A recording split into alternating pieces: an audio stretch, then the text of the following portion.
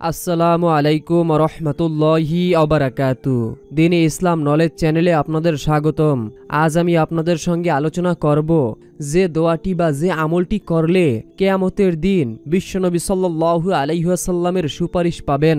অর্থাৎ এই আমলটি যদি আপনি করতে পারেন তাহলে কিয়ামতের ময়দানে যেদিন কেউ কারো উপকারে আসবে না, সেদিন আপনাকে স্বয়ং নবীজি সাল্লাল্লাহু আলাইহি ওয়াসাল্লাম সুপারিশ করবেন।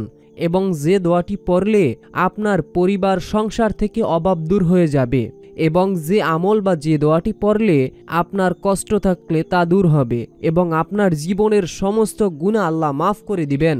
আপনার জীবনের ছোট গুনাহ আছে, বড় গুনাহ আছে, যেই গুনাহগুলো আপনি বন্ধু বান্ধবের দোকায় পড়ে করেছেন, যেই গুনাহ আপনি অন্ধকারে করেছেন এটা ভেবে যে আল্লাহ তাআলা বুঝি আমাকে দেখেন নাই, এবং আপনি ঘরের দরওয়াজা বন্ধ করে একা একই বসে গুনাহ করেছেন। আপনি ভাবছেন যে আমার গুনাহ সম্পর্কে কেউই জানে না। এটা ভুল। অবশ্যই আপনার গুনাহ সম্পর্কে একজন জানেন, যিনি আপনাকে আমাকে সৃষ্টি করেছেন। তিনি অবশ্যই আমাদের সমস্ত খবর রাখেন। তিনি অবশ্যই আমাদেরকে কিয়ামতের ময়দানে এর হিসাব নিকাশ না দিয়ে এক কদম সামনে এগোতে দিবে না।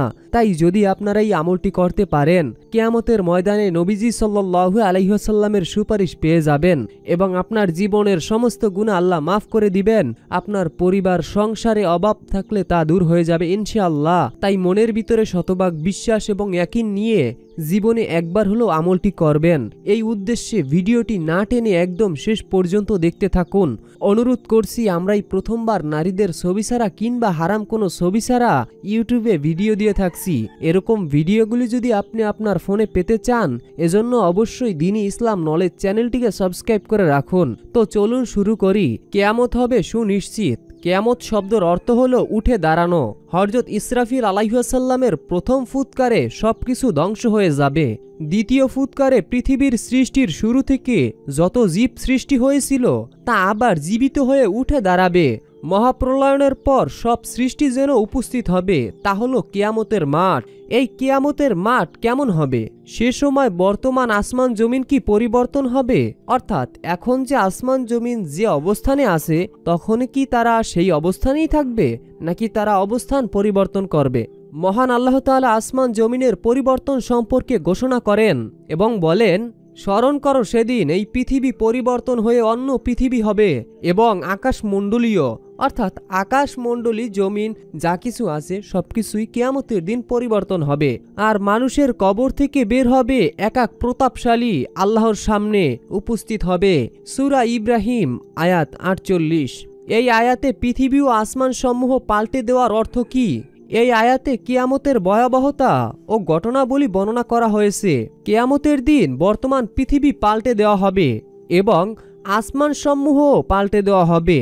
সবাই এক ও পরাক্রমশালী আল্লাহর সামনে হাজির হবে। পৃথিবী ও আসমান পাল্টে দেওয়ার অর্থ এটাও হতে পারে যে তাদের আকার ও আকৃতি পরিবর্তন করে দেওয়া হবে।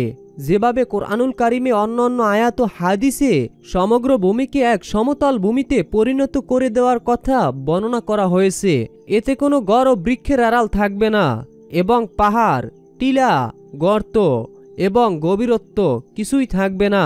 পরকালে হাসরের কঠিন ময়দানে একটু সুপারিশের জন্য নবীদের দ্বারে দ্বারে মানুষ দৌড়াদৌড়ি করবে।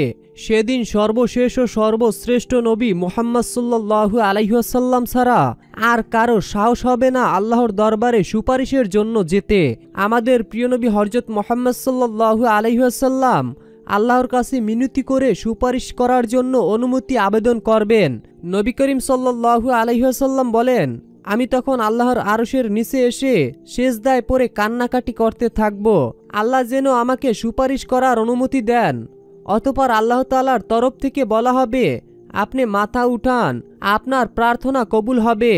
রাসূলুল্লাহ সাল্লাল্লাহু আলাইহি ওয়াসাল্লাম মাথা উঠাবেন এবং বলবেন, হে আমার রব, আপনি আমার উম্মতকে ক্ষমা করুন। আল্লাহ তাআলা বলবেন, হে আমার প্রিয় নবী, আমার নিরপরাধ বান্দাদেরকে বেহেশতের ডান দিকের দরওয়াজা দিয়ে প্রবেশ করান, অন্য দরওয়াজা দিয়ে ইচ্ছা করলে প্রবেশ করাতে পারেন। বুখারী শরীফের হাদিস 8712 নম্বর হাদিস। অর্থাৎ প্রিয় দিনী ভাই এবং বোনেরা, যদি আপনারা আজকের এই আমলটি করতে পারেন তাহলে কিয়ামতের মাঠে আপনাকে অবশ্যই নবীজি সুপারিশ করে এভাবেই জান্নাতে নিয়ে যাবেন। আপনি কি চান না যে নবীজির সুপারিশ পেয়ে আপনি জান্নাতে যাবেন? যদি আপনি চান বা যদি আপনার মন থেকে চায় যে আমি নবীজির সুপারিশ পাবো, তাহলে অবশ্যই আপনি এই আমলটি করবেন। অনুরোধ করছি ভিডিওটিতে একটি লাইক দিয়ে ও কমেন্টে মাত্র 3 বার আমিন লিখে দোয়াতে শরিক থাকুন। কেননা কে জানে যে কখন কার মুখ থেকে বলা আমিন আল্লাহ তাআলা কবুল করে নেন। এমনও হতে পারে আপনার বলা আমিন আল্লাহ তাআলা কবুল করে নিতে পারেন। তাই অবহেলা না করে কমেন্ট বক্সে 3 বার আমিন লিখে দোয়াতে শরিক থাকুন এবং কার কি সমস্যা রয়েছে তা অবশ্যই কমেন্টে উল্লেখ করে কমেন্ট করে ফেলুন। হযরত আবু হুরায়রা রাদিয়াল্লাহু তাআলা আনহু বলেন, আমি এক দাওয়াতে রাসূলুল্লাহ সাল্লাল্লাহু আলাইহি ওয়াসাল্লামের কাছে ছিলাম। রাসূলুল্লাহ সাল্লাল্লাহু আলাইহি ওয়াসাল্লাম বললেন, আমি কিয়ামতের দিন সকলের সর্দার হব। সেই কঠিন দিনে কষ্ট সহ্য করতে না পেরে মানুষ অস্থির হয়ে যাবে এবং যার দ্বারা সুপারিশ করলে আল্লাহ তাআলা কবুল করবেন এমন কাউকে খুঁজতে থাকবেন। তারা অন্যান্য নবীর কাছ থেকে ব্যর্থ হয়ে সর্বশেষ সবাই আমার কাছে এসে বলবে, আপনি সর্বশেষ ও সর্বশ্রেষ্ঠ নবী, আমাদের কষ্ট তো আপনি দেখছেন, এখন দরবারে ইলাহিতে আমাদের জন্য সুপারিশ করুন, তাতে আমরা মাফ পেয়ে যাব। মিসকাত শরীফের হাদিস 5572 নম্বর হাদিস। সুপারিশের জন্য এই এখতিয়ার রাসূলুল্লাহ সাল্লাল্লাহু আলাইহি ওয়াসাল্লাম নিজেই পছন্দ করে নিজের জন্য নির্ধারণ করে নিয়েছেন। হাদিসে এসেছে রাসূলুল্লাহ সাল্লাল্লাহু আলাইহি ওয়াসাল্লাম বলেন, আল্লাহ তাআলার কাছ থেকে এত দ্রুত এসে জানালেন আল্লাহ তাআলা আমাকে দুটি প্রস্তাব পাঠিয়েছেন, যে কোনো একটি গ্রহণ করতে হবে। প্রস্তাব দুটো হলো, আমার অর্ধেক উম্মাতকে বিনা হিসেবে বেহেশতে দেওয়া হবে, অথবা আমি যে কোনো উম্মাতের জন্য আমার ইচ্ছা মতো সুপারিশ করতে পারবো। আমি সুপারিশ করার ক্ষমতাটি গ্রহণ করেছি, কাজেই আমি মুশরিক ছাড়া সবার জন্য শাফায়াত করব। ইবনে মাজাব শরীফের হাদিস 4317 নম্বর হাদিস। অন্য এক হাদিসে এসেছে হযরত আবু হুরায়রা রাদিয়াল্লাহু তাআলা আনহু ইরশাদ করেছেন, আল্লাহ তাআলা তার সকল নবীকেই একটি বিশেষ ক্ষমতা দিয়েছেন, তাই এই যে তাদের একটি দোয়া অবশ্যই কবুল হবে। সকল নবী প্রয়োজন মোতাবেক এক একটি জিনিস আল্লাহ তাআলার কাছ থেকে চেয়ে নিয়েছেন এবং তারা সকলেই পার্থিব জিনিস চেয়েছেন, কিন্তু আমি এই সুযোগ পৃথিবীতে গ্রহণ করিনি। রোজ হাসরে আমি আমার প্রস্তাব আদায় করব এবং তা হবে আমার উম্মতের নাজাতের জন্য সুপারিশ করা। সুবহানাল্লাহ, সুবহানাল্লাহ। অর্থাৎ প্রিয়দিনী ভাই এবং বোনেরা, এই হাদিসের মতে প্রত্যেক নবীকেই আল্লাহ তাআলা এক একটি বিশেষ ক্ষমতা দিয়েছেন। তারা ইচ্ছা করলে এই পৃথিবীতেও সেই ক্ষমতা নিতে পারত এবং পরকালেও নিতে পারত, কিন্তু সকল নবীরাই তাদের ইচ্ছাগুলো, তাদের ক্ষমতাগুলো এই পৃথিবীতে নিয়েছেন। এমন কোনো নবী নাই যারা হাসরের মাঠের জন্য বা কিয়ামতের দিনের জন্য তাদের ইচ্ছাগুলো রেখেছেন। একমাত্র আমাদের নবী, শেষ নবী হযরত মুহাম্মদ সাল্লাল্লাহু আলাইহি ওয়াসাল্লাম, তার একটি ক্ষমতা, তাকে আল্লাহ তাআলা যেই পুরস্কার দিয়েছেন সেটি আল্লাহ তাআলার পক্ষ থেকে সে এই পৃথিবীতে নেননি, অর্থাৎ সে কিয়ামতের ময়দানে নিবেন, তাও আমাদেরকে সুপারিশ করার জন্য। শেষ নবী হযরত মুহাম্মদ সাল্লাল্লাহু আলাইহি ওয়াসাল্লামকে হাজারো সালাম জানাচ্ছি। যারা নবীজিকে ভালোবাসেন অবশ্যই কমেন্টে 3 বার আমিন লিখে দোয়াতে শরিক থাকুন। প্রিয় দিনী ভাই এবং বোনেরা, হাসরের মাঠের ভয়াবহতা যে কত কঠিন হবে তা কেউই বর্ণনা করে শেষ করতে পারবে না। তাই আমি আপনাদেরকে বলবো, অবশ্যই সুপারিশ যদি নবীর পেতে চান অবশ্যই আমলটি করুন। অনুরোধ করে বলছি, পায়ে হাত রেখে বলছি, আমলটি ছেড়ে যাবেন না, খুবই গুরুত্বপূর্ণ একটি আমল। পরকালে কঠিন মুহূর্তে নবীজি সাল্লাল্লাহু আলাইহি ওয়াসাল্লামের সুপারিশ পাওয়া হচ্ছে শ্রেষ্ঠ রহমত। এই কারণেই নবীজির সুপারিশ পাওয়ার জন্য আমল ও দোয়া করার বিকল্প নেই। নবীজির সুপারিশ পাওয়ার দোয়া ও আমল কি তা আমরা জানব, কিন্তু তার আগে আমি আপনাদেরকে পবিত্র কোরআনের খুবই ক্ষমতা সম্পূর্ণ একটি সূরা শোনাবো। কেন আপনারা এই সূরাটি শুনবেন, কি কারণে আপনারা সূরাটি শুনবেন? আপনার মূল্যবান সময় থেকে, যদিও সূরাটি ছোট, কিন্তু এই সূরাটি আপনি কেন শুনবেন?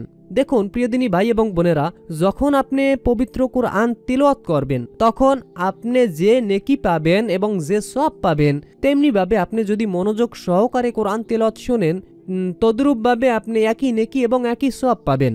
এবং যতক্ষণ আপনি কোরআন তেলাওয়াত শুনবেন আল্লাহ আপনার উপর খুশি হয়ে আল্লাহ তাআলা রহমত নাজিল করবেন। আল্লাহর ফেরেশতা আপনাদেরকে ঘিরে রাখবেন, চারদিক থেকে শুধু রহমত বরকত নাজিল হবে।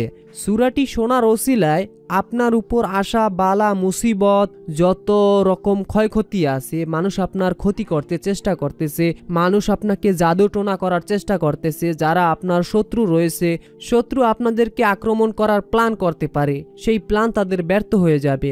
যদি কেউ আপনাকে কষ্ট দেওয়ার প্ল্যান করে থাকে বা কেউ কষ্ট দেবে চিন্তা ভাবনা করতেছে, সেই কষ্ট ফিরে যাবে, অর্থাৎ সে কষ্ট আপনাকে কখনো দিতে পারবে না। অর্থাৎ এই সূরাটি শোনার ওসিলায় যদি আপনার জীবনটা পরিবর্তন হয়ে যায়, যদি আপনার রিজিক বৃদ্ধি হয়ে যায়, আল্লাহ তাআলার রহমত আপনার উপর নাজিল হয়ে যায়, তাহলে এর চেয়ে সুবর্ণ সুযোগ আপনারা আর কোথায় পাবেন?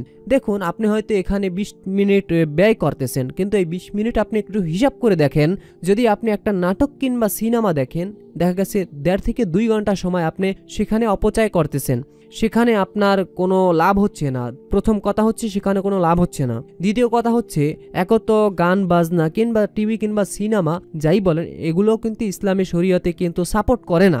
আর তৃতীয় কথা হচ্ছে আপনি যখন এগুলো শুনবেন তখন কিন্তু আপনার অন্যরকম কাজ করবে, মানে তখন কিন্তু আপনার ভিতরে অলসতা কাজ করবে। আর যখন আপনি আমার এই ভিডিওটি বা এরকম আমলের ভিডিও যারা বানাচ্ছে তাদের ভিডিওগুলি যখন আপনারা দেখবেন, তখন নিশ্চয়ই সেখান থেকে কিছু না কিছু আমল সম্পর্কে আপনি জানবেন এবং সেই আমলগুলো করবেন।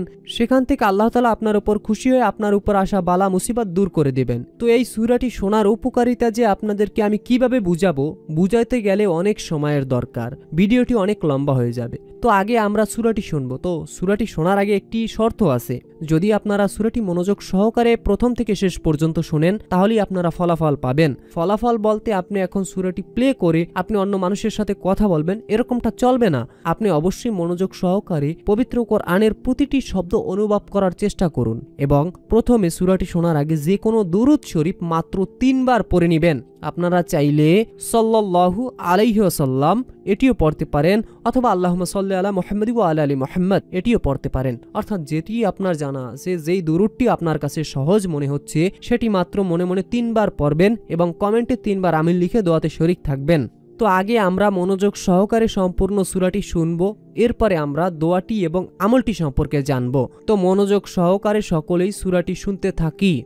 أعوذ بالله من الشيطان الرجيم بسم الله الرحمن الرحيم تبارك الذي نزل الفرقان على عبده ليكون للعالمين نذيرا الذي له ملك السماوات والأرض ولم يتخذ ولدا ولم يكن له شريك في الملك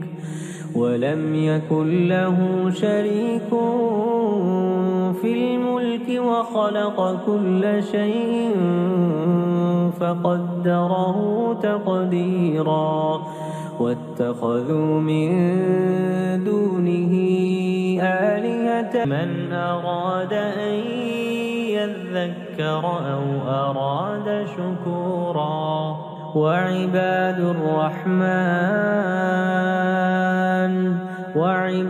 الرحمن الذين يمشون على الأرض هونا وإذا خاطبهم الجاهلون قالوا سلاما وعباد الرحمن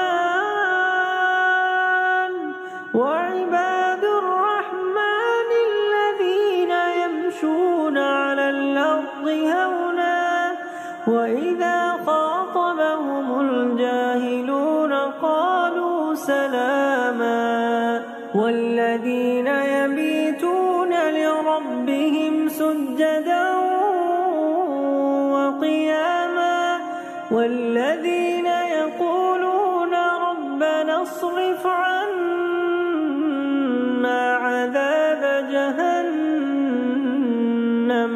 إن عذابها كان غراما إنها ساءت مستقرا ومقاما والذين إذا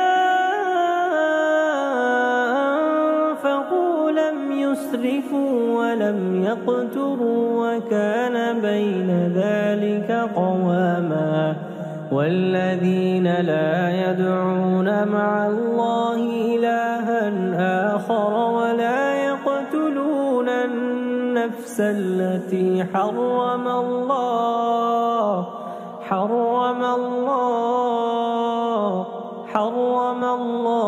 إلا بالحق ولا يزنون ومن يفعل ذلك يلقى أثاما يضاعف له العذاب يوم القيامة ويخلد فيه مهانا إلا من تاب وآمن وعمل عملا صالحا فأولئك يبدل الله سيئاتهم حسنات وكان الله غفورا رحيما ومن تاب وعمل صالحا فإنه يتوب إلى الله متابا والذين لا يشهدون الزور وإذا مروا باللغو مروا كراما والذين إذا ذكروا بآيات ربهم لم يخروا عليها صما وعميانا والذين يقولون ربنا هب لنا من أزواجنا وذرياتنا قرة أعين وجعلنا للمتقين إماما أولئك يجزون الغرفة بما صبروا ويلقون فيها تحية وسلاما خالدين فيها حسنت مستقرا ومقاما قل ما يعبأ بكم ربي لولا